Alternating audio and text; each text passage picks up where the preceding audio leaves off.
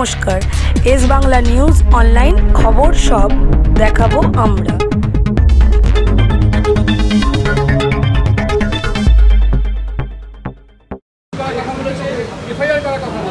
মুখ্যমন্ত্রী বলেছেন কোনো ব্যবস্থা নেব না, কমিশন বলছে তাহলে আরো কড়া পদক্ষেপ নিতে হবে।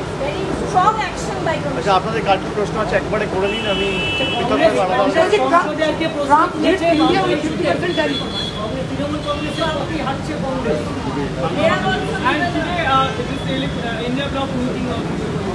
আচ্ছা, তো তিনটে প্রশ্ন রয়েছে আপনাদের। এক হচ্ছে ইলেকশন কমিশন নিয়ে রাজ্য সরকার যে অবস্থান নিয়েছে সে সম্পর্কে আপনাদের প্রশ্ন রয়েছে। দুই হচ্ছে 50% ট্যারিফ লাগানো হয়েছে ইন্ডিয়ার উপর, সে সংক্রান্ত প্রশ্ন। এবং থার্ড হচ্ছে ইন্ডিয়া আজকে যে বৈঠক রয়েছে সেটা নিয়ে। আমি প্রথমেই বলি যে ইলেকশন কমিশন যে কাজ করছে, আমরা বলেছি যে এটা এখতিয়ার বহির্ভূত। ইলেকশন কমিশনের ক্ষমতা বা ইলেকশন কমিশনের দায়িত্ব তখনই হয় যখন আদর্শ আচরণবিধি ঘোষণা হয়। মডেল কোড অফ কন্ডাক্ট লাগু হওয়ার পর থেকে ইলেকশন কমিশন রাজ্যের সার্বিক সিভিল এবং ক্রিমিনাল অ্যাডমিনিস্ট্রেশন, পুলিশ অ্যাডমিনিস্ট্রেশন নিজের হাতে নিয়ে, স্টেট মেশিনারি নিজের হাতে নিয়ে তাদের মতো চালায়, যাতে নির্বাচনটা নিরপেক্ষ হয়, আনবায়াসড হয়, ইম্পার্শিয়াল হয় এবং ফেয়ার হয়। কিন্তু যে কাজ একটা নির্বাচিত সরকারকে এখনও প্রায় 10 মাস 11 মাস সময় রয়েছে এবং প্রায় 3 মাস 4 মাস আগে থেকে শুরু হয়েছে, 1-1.5 বছর আগে থেকে সরকারকে কাজ করতে না দেবে বলে এবং নির্দিষ্ট যে বিজেপি ক্ষমতায় রয়েছে সেই বিজেপিকে বাড়তি সুযোগ করে দেবে বলে বাংলার প্রতি যেমন ধারাবাহিক বঞ্চনা কেন্দ্র সরকার করেছে, একইভাবে বিচার ব্যবস্থাকে কাজে লাগিয়েছে, সংবাদ মাধ্যমের একাংশকে কাজে লাগিয়ে সন্দেশখালির মতো ঘটনাকে সারা দেশে প্রচার করে বাংলার বদনাম করার চেষ্টা করেছে। এখন ইলেকশন কমিশনকে কাজে লাগিয়ে যাতে বাংলার প্রকৃত বাঙালিরা, বাংলা ভাষায় যারা কথা বলে, যারা বাংলায় থাকে, তারা ভোটাধিকার প্রয়োগ করতে না পারে, প্রকৃত ভোটার যারা, তাদের ভোটের অধিকার কেড়ে নেওয়ার জন্য ইলেকশন কমিশন নির্লজ্জ ভূমিকায় নেমেছে। ইলেকশন কমিশনের এটা এখতিয়ার এখন নয়, তারা রাজ্য সরকারকে জানাতে পারে কি করবে কি না করবে। একটা ইলেক্টেড গভর্নমেন্ট, যে গভর্নমেন্টকে বাংলার 12 কোটি মানুষ ভোটাধিকার প্রয়োগ করে 2021 সালে নির্বাচিত করেছে, সেই গভর্নমেন্ট একমাত্র বদ্ধপরিকর এবং জবাবদিহি 12 কোটি মানুষের প্রতি, কোনো রাজনৈতিক দল বা কোনো কেন্দ্র সরকারের প্রতি নয়।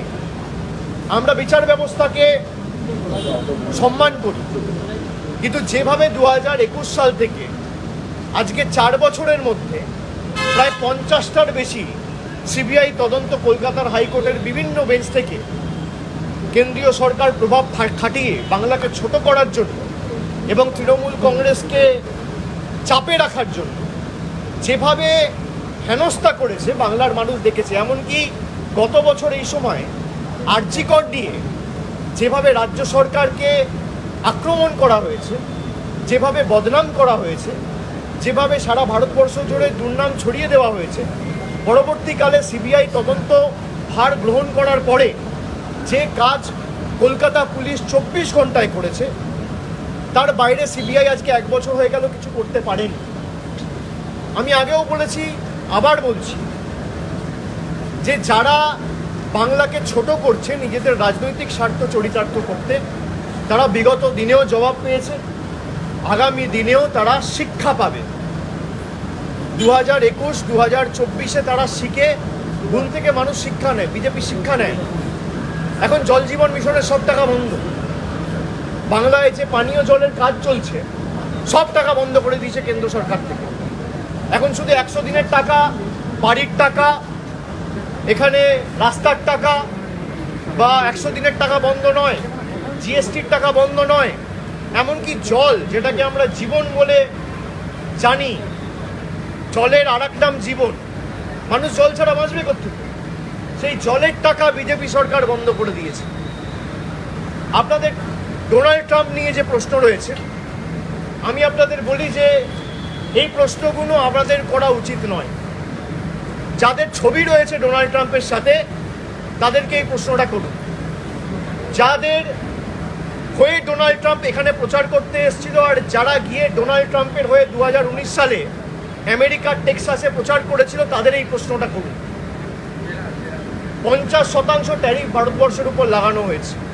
নিশ্চিতভাবে এর একটা ক্ষয়ক্ষতি তো পড়বেই, রপ্তানিতে প্রভাব পড়বে, বিশেষ করে 3টে সেক্টরে, আইটি, ফার্মাসিউটিক্যাল, টেক্সটাইল সংক্রান্ত যে পণ্য দ্রব্য বা পরিষেবাগুলো রয়েছে তার উপর একটা সার্বিক প্রভাব পড়বে, কর্মসংস্থান কমবে, ভারতের অর্থনৈতিক প্রভাব তো এর উপর পড়বেই। আমি মনে করি যে এটা আমাদের কূটনৈতিক ব্যর্থতা এবং ভারতবর্ষকে কঠোরভাবে এর মোকাবিলা করা উচিত। যারা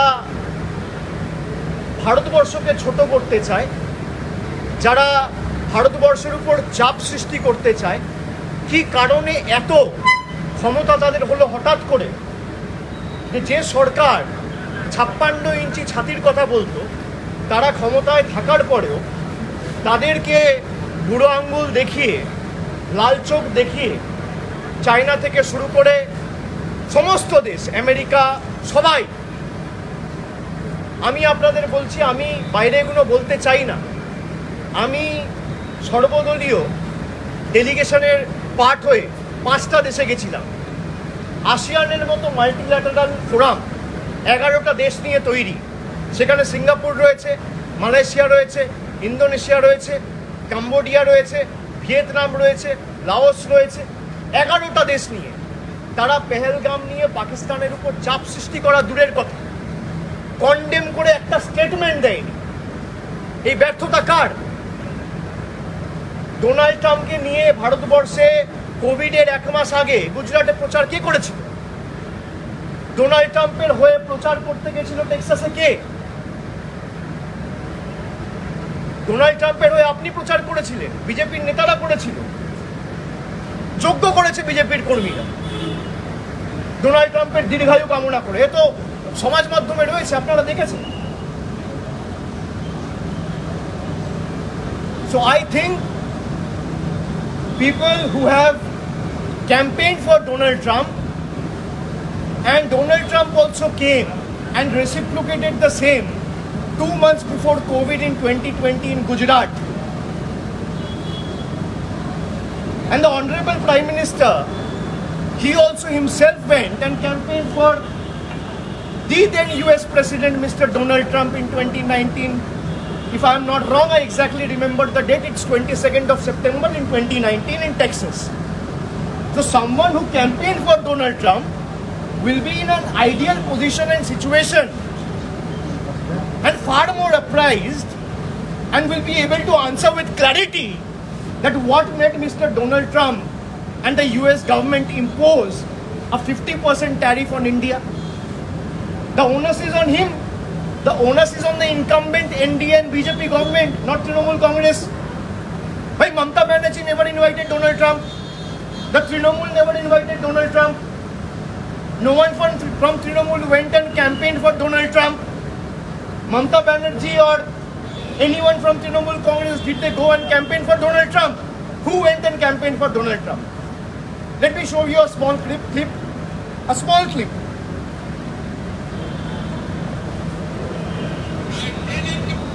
Who said this?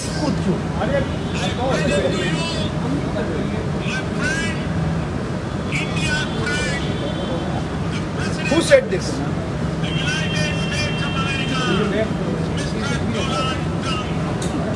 Who said this? I'm quoting him. I'm quoting him. He said, I present to you my friend, India's friend, Mr. Donald Trump. Did I say this? Did Mamata Banerjee say this? Did any member of the opposition say this? Who said this? And I also strongly condemn what Donald Trump said about India. He said the Indian economy is dead. Well, I don't agree. Nobody has got the might to kill the Indian economy. It's surviving on the love and affection of 140 crore Indians. I can say Indian economy is in ICU. From bad, it has become worse in the last 10 years. And by imposing 50% tariff, there will be a substantial job loss. Segments like IT, especially IT-related goods and services, pharmaceuticals and textiles will be badly affected. Exports will come down. And this is all because of the botched-up foreign policy of the Union government. They have been speaking about India's global presence and how India has become a Vishwaguru. Is this the example? This is how India is being treated. What is stopping us from retaliating? The Home Minister in the floor of the House in Parliament said POK is our integral part. Then what is stopping you from reclaiming POK? Nothing is stopping you. The entire country is with you, standing with you, shoulder to shoulder. Every opposition party is with the Union government in this fight. Like I said, until and unless you reclaim the POK, this will keep happening. 2019, Pulwama happened. The government carried out airstrike. Again, after 5 years, Pahalgam happened. Again, you carried out airstrikes. So we are stuck in a infinite cyclical loop. This has to end once and for all. And if there is any solution to this, I think you can only go and reclaim POK and give Pakistan a reply in the language they understand. There's no other way to deal with it. Election Commission, do you think in English that they are going overboard by, Absolutely, they are going overboard. They're exceeding their brief. The Election Commission also needs to understand and realize that it is an impartial, unbiased organization, and it has to operate remaining in the ambit of India's constitution. Well, when you ask me about Election Commission, yesterday I saw there has been a residential certificate issued under the name of Donald Trump. So you should ask the CEC, instead of shooting questions on us, the CEC will be able to answer why Mr. Trump imposed 50% tariff on India. Or maybe when Mr. Donald Trump come to cast his vote for the Bihar election, he will be in a suitable position to ask him this question. Thank you very much.